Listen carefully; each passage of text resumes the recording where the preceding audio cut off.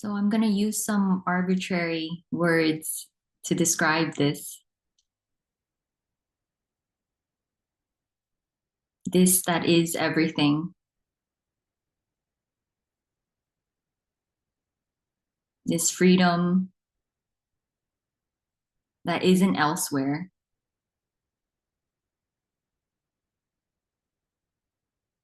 It's not somewhere else. It can't be achieved. It can't be attained.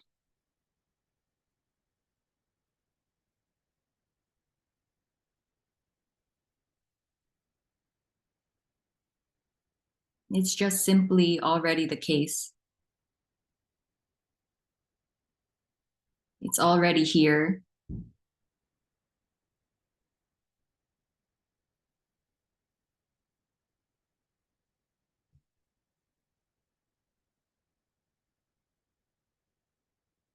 It just is.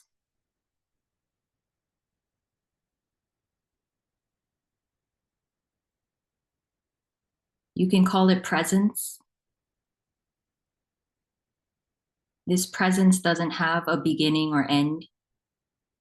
It doesn't end. It doesn't begin in this moment and end here. There is no boundary to it.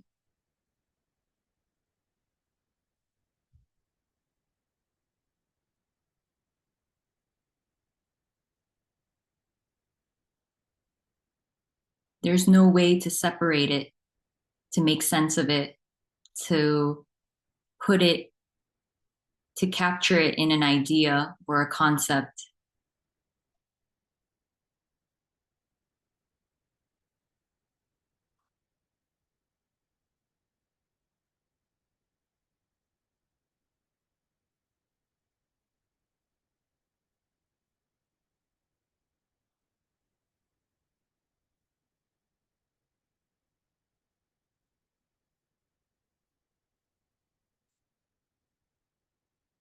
It is absolutely everything already.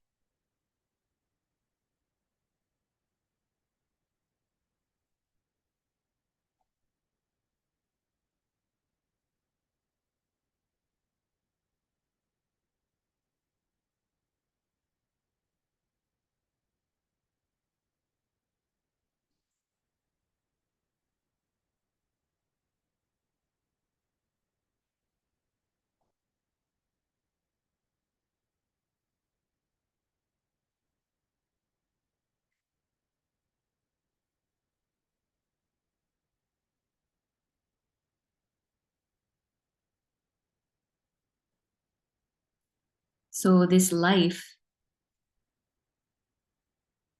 it's not owned by anyone. It's not my life. It's just life.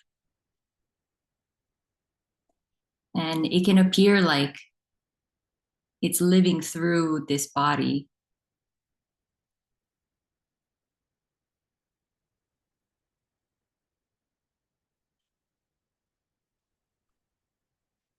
but that's not actually what's happening. There is no through anything. There's no separation. This body isn't separate from anything. It was always part of the ocean. Life is the ocean. There were never any separate entities.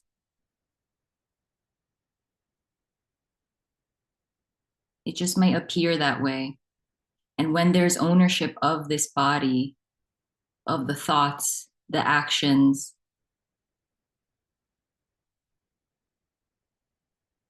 and it's very convincing, a dream emerges that I am separate from life. I am living my own individual life. And I have control.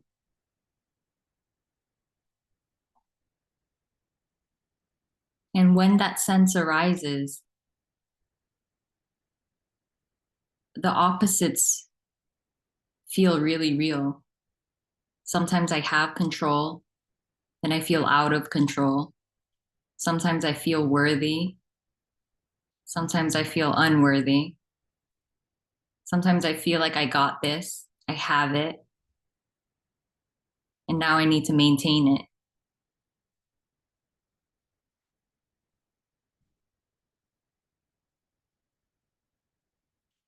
And then I lost it. I must I must have done something to lose it. All these narratives are dream stuff. They're not actually real.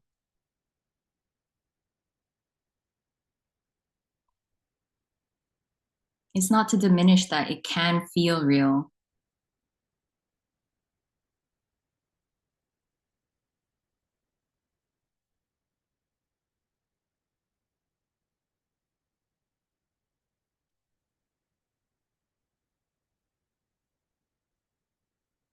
but in reality, no one is there to be worthy or unworthy.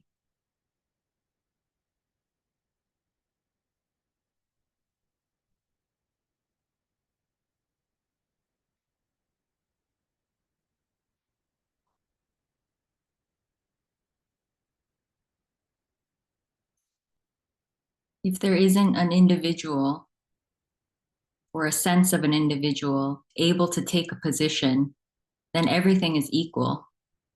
Everything is even. No one is higher than another.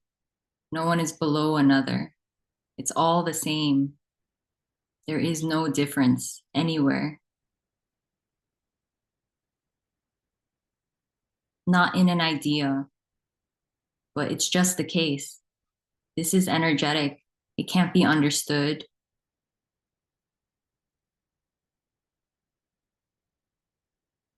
It just is. Everything is this love that knows no boundaries. It knows no opposites. It's completely neutral. It has no preference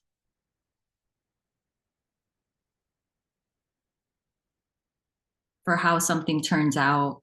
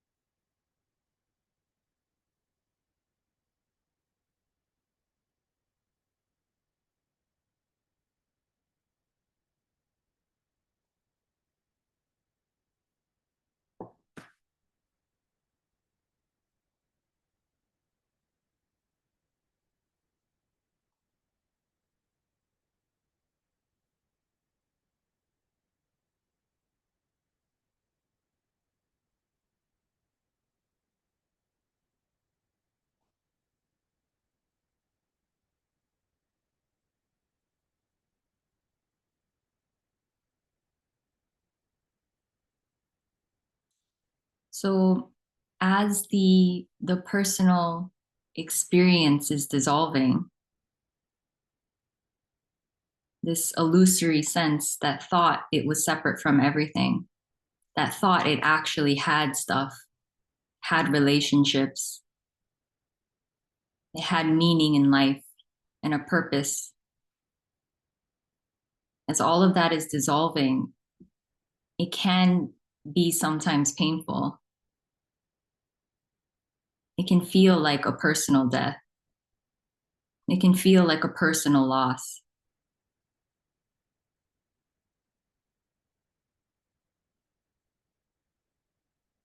But in that, nothing's actually happening. No one actually had anything.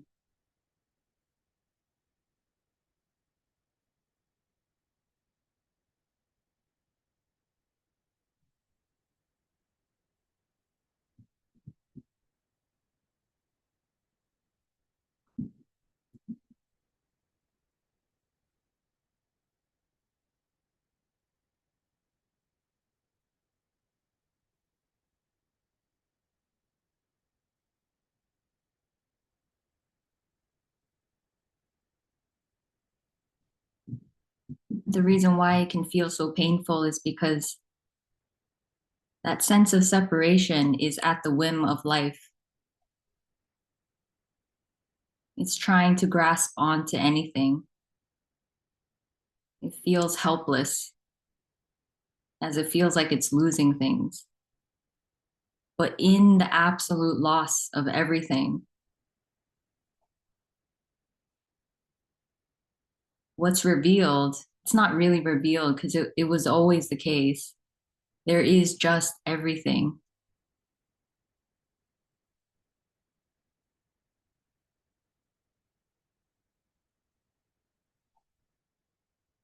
There was always just this boundless love.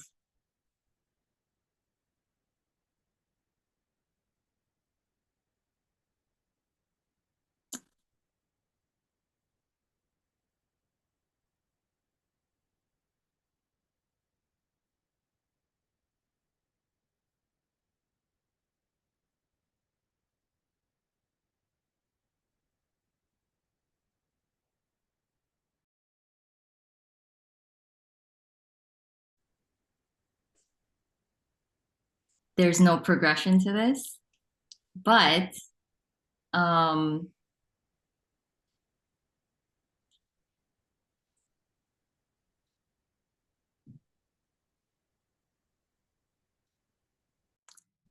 the thing is, like, I can say, yeah, it was helpful in the dream, like when I was a person, when I believed I was a person, it felt helpful to do all of those things. Um, but there was definitely a sense of control that was in control of all of that and felt like it was really getting somewhere. And I was building a life still.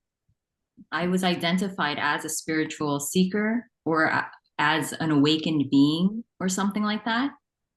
And that's massively different than the complete dissolving of a sense of self. I can also say that after this shift took place, I kind of felt like, I maybe the body was more comfortable with discomfort. And, there was such heavy conditioning here, like other bodies probably, to suppress sadness, to suppress depression or anger. So, in that sense, it was helpful to be okay with it, to let that come up and to attempt to see it as even as happiness and joy and bliss. Because when you are identified as a sense that is only happy or blissful, or then the stuff that's suppressed, it really does intensify the identity. It kind of the suffering is greater. So I can say that that was helpful in deconditioning this body, in thinking that if I wasn't a good girl, um, that I wasn't worthy, or like I wasn't lovable, because that's just how it was conditioned here. So I couldn't be so-called bad. I couldn't be angry. I couldn't just have these normal emotions. So in that sense, like it was really, really helpful in maybe deconstructing the top layers of the identity, because it can make it feel more strong, more real. Um, but yeah, I was gonna say, so when I came upon this, the radical message, and when emotions were really coming up, it felt as if I didn't work on anything in a way. It felt as if before I was just playing with emotions, like kind of encompassing them, like embodying this sort of uh, it was the self that was trying to embody a kind of way of being, like being more loving to itself and all of that, which is fine. But here it seemed like it was all just coming up. And I had no control whether it was coming up or not. Um, I could not suppress anything anymore in a way. Like there was still some fighting out of habit and the way this body was patterned to be. Like there was still some fighting in here, like resistance and stuff like that. And that also ran out of steam eventually. Um,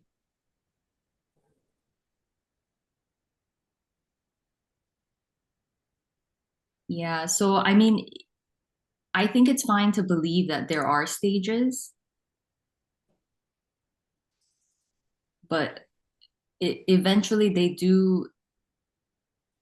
Yeah, you have to let them go because it'll keep you stuck in time. It'll keep you stuck in progression and that you are actually getting somewhere, that you are actually going to awaken.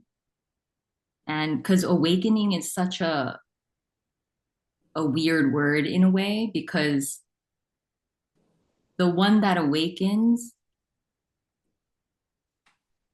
or the one that's identified with the term awakening is the one that completely dissolves. And so and then to just say that this is just awakeness is very